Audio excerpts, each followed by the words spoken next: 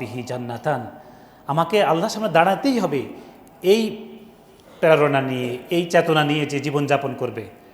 শুধু তাই নয়, তাকওয়ার আরেকটা হচ্ছে আল্লাহর ভালোবাসা, মন্দ কাজ পরিহার করার প্রবণতা। আল্লাহ বলছেন, ওয়ালাউ আন্না আহলাল কুরা আমানু ওয়াত্তাকাউ লাফাতাহনা আলাইহিম বারাকাতিম মিনাস সামাই ওয়াল আরদ।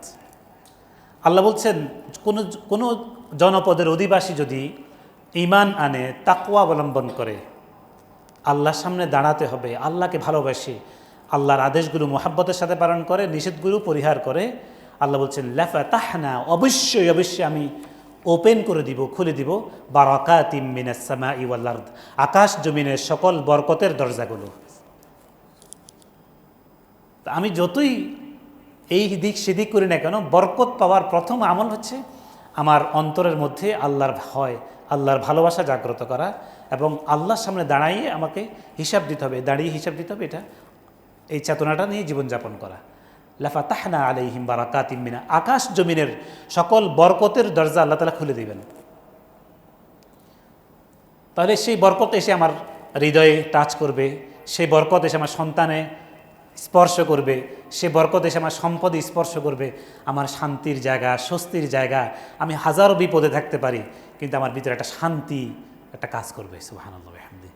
আমার পরিবারের সদস্যরা সুসাইডাল মুভমেন্টে চলে যাবে না, আত্মহত্যার দিকে যাবে না, সবাই একটা নির্দিষ্ট একটা জীবনযাপন অভ্যস্ত হয়ে পড়বে। তাহলে বরকত পাওয়ার প্রথম আমলটা হচ্ছে তাকওয়া। 2 নম্বর আমল হচ্ছে সততা, ন্যায়নিষ্ঠা, সত্যবাদিতা, অনেস্টি, ট্রুথফুলনেস, ট্রাস্টওয়ার্দি, যেটাই আমরা বলে থাকি। এই প্রত্যেকটা জিনিসে বরকত নিয়ে আসে।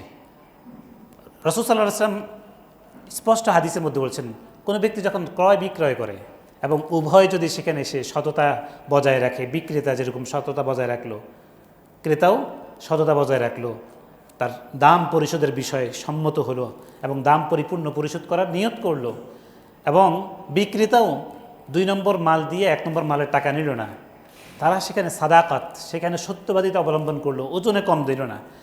অথবা কেউ কর্পোরেট ম্যানেজমেন্টে আছে, তার সামনে অবারিত সুযোগ আছে এখানে টাকা মারার, সে তা করলো না, তার ভিতরে সাদাকাত আছে, তার ভিতরে অনেস্টি আছে। হ্যাঁ, দেখা গেছে আল্লাহ বলছেন, রাসূল সাল্লাল্লাহু আলাইহি ওয়াসাল্লাম বলছেন, বুরিকা লাহু ফি বাইআতিহিমা, যে তার এই ক্রয় বিক্রয়ের মধ্যে, তার এই ডিলিংসের মধ্যে, তার এই ট্রানজ্যাকশনের মধ্যে, লেনদেনের মধ্যে বারাকা নাজিল হয়। এই কারণে দেখবেন যে লোকগুলো সততার সাথে জীবনযাপন করে, চাকরি বাকরি বলেন, তার জীবনটা বরকতে, হয়তো দেখা গেছে সম্পদে বাড়ে না, কিন্তু বরকতে বাড়ে। আপনি সমাজের দিকে খেয়াল করেন, বরকত মানে তার একটা শান্তির জায়গা, স্বস্তির জায়গা, তার পরিবারে, তার সমাজে, সব জায়গাতেই একটা আলাদা একটা শান্তি তার বিরাজ করে। সুবহানাল্লাহ ওয়া বিহামদিহি। এই কারণে বরকত পাওয়ার জন্য 2 নম্বর আমল হচ্ছে সততার সাথে জীবনযাপন করা। আমার সুযোগ আছে না, আমি গ্রহণ করব না। কেননা রাসূল সাল্লাল্লাহু আলাইহি ওয়াসাল্লামের দোয়াও আছে তাদের জন্য, ঘোষণাও আছে, যারা সততার সাথে ট্রানজ্যাকশনগুলো, ডিলিংসগুলো, লেনদেনগুলো পরিপূর্ণভাবে করে, এবং কোনো ব্যক্তি যদি ঋণও নেয় এবং ঋণ পরিশোধ করার ইচ্ছা রাখে, সে দেখা গেছে ফুটে গিয়েছে, অথবা দেখা গেছে তার লুজার হয়ে গিয়েছে, আল্লাহ দায়িত্ব নেন এই ব্যক্তির ঋণ পরিশোধ করার। অনেক সময় অনেক ওয়াইফ তার স্বামীকে বলে, তোমার একই পোস্টে চাকরি করে, সে কি করলা, তুমি কি করলা? কেননা ওই ব্যক্তি কাসরতে বিশ্বাস করে, অধিকে বিশ্বাস করে, আর এই লোকটা বরকতে বিশ্বাস করে। সে জানে যে বরকতের যে জিনিসটা, যে শান্তিটা, এটা 1000 কোটি টাকা দিয়ে কিনে পাওয়া যাবে না। 3 নম্বর আমল, আমি এটা একটু পিছনে ছিল, আমি একটু আগায় নিয়ে আসতেছি। রাসূল সাল্লাল্লাহু আলাইহি ওয়াসাল্লাম বলেছেন যে আল্লাহ রাসূলের ইত্তেবা যদি করো, সুন্নাহ ইত্তেবা যদি করে, সুন্নাহমূলক কদু খাওয়া মধু খাওয়া বিষয় না, জীবনের সকল ক্ষেত্রে রাসূল সাল্লাল্লাহু আলাইহি ওয়াসাল্লামের সুন্নাহ যদি কেউ অনুসরণ করে, তার জীবন বরকতে পরিপূর্ণ হয়ে যায়। যেমন দেখেন, একটা হাদিস আপনাদের সামনে বলি। রাসূল সাল্লাল্লাহু আলাইহি ওয়াসাল্লাম বলছেন, তোয়ামুল ওয়াহিদি, ইসলামিক কনসেপ্টটা দেখেন, ইসলামের যে ধারণাটা দেখেন, তোয়ামুল ওয়াহিদি ইয়াকফিল ইসনাইন। ইসলাম বলে একজনের খাবার 2 জনের জন্য যথেষ্ট। আপনি খেতে বসছেন, আপনি একজন হঠাৎ করে চলে আসছে, আপনি তাকে শরীক করলেন, আল্লাহ আপনার এই খাবার মধ্যে এমন বরকত দিবে এমন পুষ্টি দিবেন যেটা দেখা গেছে আপনি পুরাটাই খাইলে যতটুকু পুষ্টি পেতেন অর্ধেক খেয়ে সেই পুষ্টি পেয়ে যাবেন। আমরা তো দেখা গেছে মুখ কালো হয়ে যায়, এই লোকটা এই সময় আসলো কেন, আমি খেতে বসলাম একটু না। তো আয়ামুল ইসনাইন ইয়াকফিল আরবাআহ, যদি 2 জনের খাবার থাকে ইসলাম বলতেছে সেখানে 4 জনের জন্য যথেষ্ট, আল্লাহ তাআলা বরকত দিয়ে রাখেন যদি তুমি সেই বরকতটা নিতে চাও। অতএব যারা আজকে বন্যা কবলিত অঞ্চলে চলে গিয়েছেন খাবার নিয়ে, সে বাহিরে খাবার বিতরণ করতেছে, আল্লাহ তার সম্পদে আল্লাহ তার অন্তরে বারাকা দিয়ে দেন পরিপূর্ণভাবে। এই কারণে আর আমরা কি বানাইছি যে আমরা 1000 লোকের খাবারটা আমি নিজে গ্রহণ করব। আমি বলতেছি না 1000 লোকের খাবার আমার যথেষ্ট না, আমার 1000 কোটি টাকার প্রয়োজন, 59,000 কোটি টাকার প্রয়োজন, আমার এত 1000 কোটি টাকার প্রয়োজন, তাহলে তো আমার হবে না।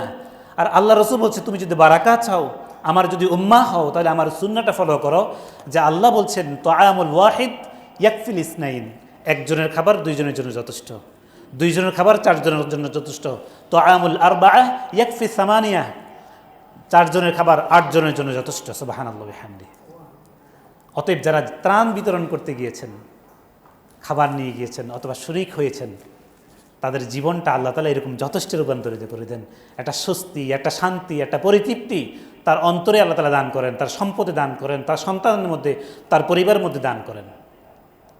এই কারণে রাসূল সাল্লাল্লাহু আলাইহি ওয়াসাল্লামের জীবনের সুন্নাহগুলো যদি কেউ ফলো করে, তাহলে এই সুন্নাহগুলো তার জীবনে বারাকা নিয়ে আসে। আমি একটা সুন্নাহর কথা বললাম, সময় যেহেতু কম। এরপরে আরেকটা আমল হচ্ছে আত্মীয়তার সাথে, মানে গুড টু আদার্স, এটাকে যদি আমরা বলি গুড টু আদার্স, অন্যের সাথে ভালো সুসম্পর্ক রাখা, ভালো আচরণ করা। আমি আমার খুতবাতে অসংখ্যবার এই জিনিসগুলো কথা বলছি, তারপরে আজকের পয়েন্টের আলোকে বলতে হচ্ছে, যেটাকে আরবি বলা হয় সিলাতুর রহিম। সিলাতুর রহিম, আত্মীয়দের, স্পেশালি আত্মীয়দের সাথে সুসম্পর্ক বজায় রাখা, এটা খুবই গুরুত্বপূর্ণ একটা হাদিস। আল্লাহু আকবার, গতকাল রাত্রে আমি এটা নোট করেছি। রাসূল সাল্লাল্লাহু আলাইহি ওয়াসাল্লাম বলছেন সিলাতুর রহিম, আয়েশা রাদিয়াল্লাহু আনহা থেকে বর্ণিত, মুসনাদ আহমদে হাদিসটা আসছে। রাসূল সাল্লাল্লাহু আলাইহি ওয়াসাল্লাম বলছেন সিলাতুর রহিম, আত্মীয়দের সাথে সুসম্পর্ক বজায় রাখা, আত্মীয়দের হক আদায় করা, ওয়া হুসনুল খুলক, এবং মানুষের সাথে সদ আচরণ করা, ভালো ব্যবহার করা, ওয়া হুসনুল জিওয়ার, প্রতিবেশীর সাথে ভালো সুসম্পর্ক বজায় রাখা। এই 3টা কাজ তুমি বাহিরে করতেছ, কিন্তু আল্লাহ তাআলা কি দিচ্ছে তোমার ভিতরে, সেটা হচ্ছে ইয়ামুরানিদ দিয়ার, আল্লাহ তাআলা তোমার ঘর আবাদ করে দেন। একটু কঠিন হয়ে গেছে শব্দ, আল্লাহ তাআলা ঘর আবাদ করে দেন। আমি যদি মানুষের সাথে ভালো ব্যবহার করি, আত্মীয়দের সাথে সুসম্পর্ক বজায় রাখি, এবং আমি যদি প্রতিবেশীর সাথে সুসম্পর্ক বজায় রাখি, আল্লাহ বলতেছেন, আল্লাহ রাসূল বলছেন আল্লাহ তোমার ঘর আবাদ করে দেন। তার মানে তোমার ঘরের যে পেইনফুল পরিবেশটা সেটা দূর করে দেন, অস্বস্তির যে পরিবেশটা সেটা দূর করে দেন, মোহাব্বতবিহীন যে পরিবেশটা মোহাব্বতে ভরপুর করে দেন, অস্বস্তির পরিবেশ স্বস্তিকর পরিবেশে রূপান্তরিত করে দেন, তোমার পরিবারের পারস্পরিক সম্পর্ককে সুদৃঢ় করে দেন। আল্লাহ যদি কোনো ঘর আবাদ করার দায়িত্ব নেন, আর কোনো কিছু লাগে? অথচ এই কাজগুলো আমি বাহিরে করতেছি, এটার এফেক্ট, এটার প্রতিক্রিয়া আমার ঘরে এসে পড়তেছে। সুবহানাল্লাহি ওয়া বিহামদিহি। তাহলে বরকত আমি যদি ঘরে চাই, বরকত আমি যদি সম্পদে চাই, অন্তরে চাই, আমার সন্তানের মধ্যে চাই, তাহলে আমার প্রতিবেশীর সাথে সুসম্পর্ক রাখা, মানুষের সাথে ভালো ব্যবহার করা, আত্মীয়ের সাথে সুসম্পর্ক রাখার মাধ্যমে এটা অর্জন করা সম্ভব। সুবহানাল্লাহ। এই কারণে এই জিনিসগুলো আমাদের করা চাই। আরেকটা আমল হচ্ছে রাসূল সাল্লাল্লাহু আলাইহি ওয়াসাল্লাম দোয়া করতেন। কি দোয়া করতেন? আমরা আমাদের অনেকেই আছে এই কুনুতে নাজিলাটা আমরা দোয়া কুনুতটা এইভাবে পড়ি, আল্লাহুম্মা ইন্না নাস্তাঈনুকা ওয়া নাস্তাগফিরুকা। কিন্তু আরেকটা দোয়া আছে দোয়া কুনুতে নাজিলা, আল্লাহুম্মা হদিনা ফিমান হাদাইত ওয়া আফিনা ফিমান আফাইত ওয়া তাওয়াল্লানা ফিমান তাওয়াল্লাইত। সেখানে একটা শব্দ আছে, ওয়া বারিক লানা ফিমা আতাইত। আল্লাহ রাসূল প্রতিদিন বিতিরের নামাজের মধ্যে এই দোয়াটা করতেন, ওয়া বারিক লানা ফিমা আতাইত। আল্লাহ তুমি আমাকে যা দিবে, সেটা সন্তান হোক, সেটা গাড়ি বাড়ি হোক, সেটা ক্ষমতা হোক, সেটা আমার শক্তি হোক, সামর্থ্য হোক, যা দিবা বরকত দান কর, বারাকা দান কর। সুবহানাল্লাহ। তাহলে আমার গাড়িটা আমার জন্য স্বস্তির হবে, আমার সন্তানটা আমার জন্য স্বস্তির হবে, শান্তির হবে। হ্যাঁ, আমার সম্পদটা আমার জন্য স্বস্তির হবে, শান্তির হবে, তৃপ্তির হবে।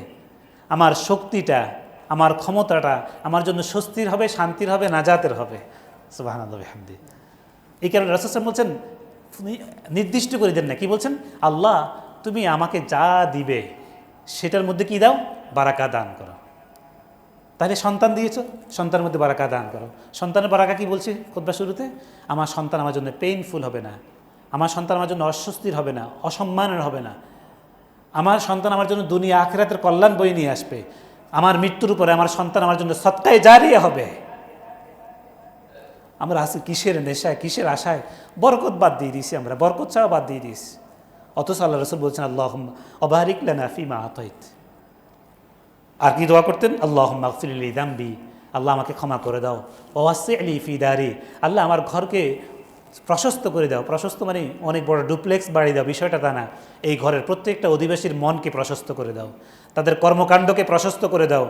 হ্যাঁ, আল্লাহ রাসূলের ঘর ছোট্ট একটা ঘর ছিল, কিন্তু সারা বিশ্বে তিনি যে আদর্শ ছড়িয়ে দিয়েছেন, মানে এরকম ঘর দাও যে ঘরে এমন সন্তান, এমন সদস্য হবে যাদের মন প্রশস্ত হবে, যাদের কর্মকাণ্ড প্রশস্ত হবে। অনেক বড় ঘর দাও কিন্তু বরকত নাই, লাভ নাই। ছোট্ট ঘর দাও কিন্তু সেটার মধ্যে প্রশস্ততা দান করো। আর কি বলছেন? ওয়াবারিক লি ফি রিজকি, আল্লাহ আমাকে যে রিজিক দিয়েছ সেই মধ্যে বারাকা দান করো। দেখেন আমরা যখন ভাত খাওয়া শুরু করি কি বলি? খাওয়া, আল্লাহুম্মা বারিক লানা ফিমা রাযাকতানা ওয়া কিনা আযাবান নার, আল্লাহ তুমি যে রিজিক দিয়েছো এটার মধ্যে বারাকা দান করো। তাহলে আমার আপনার যদি জীবনে বরকত আনতে চাই, অন্যতম একটা আমল হচ্ছে এই দোয়াগুলো করা, বরকতের দোয়া করা। আমাকে এইটা দাও ওইটা দাও না, আল্লাহ যা দাও তুমি সন্তুষ্ট হয়ে আর বরকতের সাথে দাও। কেননা তাবারাকা ইসমু রাব্বিকা যিল জালালি ওয়াল ইকরাম। আর আমি আর আগাতে পারতেছি না। আরেকটা হচ্ছে তাওয়াক্কুল, আল্লাহর উপর ভরসা। সদা সর্বদা যে ব্যক্তি আল্লাহর উপর ভরসা করবে, আল্লাহ রাব্বুল আলামিন তার জীবনকে বরকতপূর্ণ করে দিবেন। আল্লাহ রাব্বুল আলামিন আমাদেরকে বরকতি জিন্দেগি, বরকতি সন্তান, বরকতি অন্তর দান করুক। ওয়া আখিরু দাওয়ানা আলহামদুলিল্লাহি রাব্বিল আলামিন।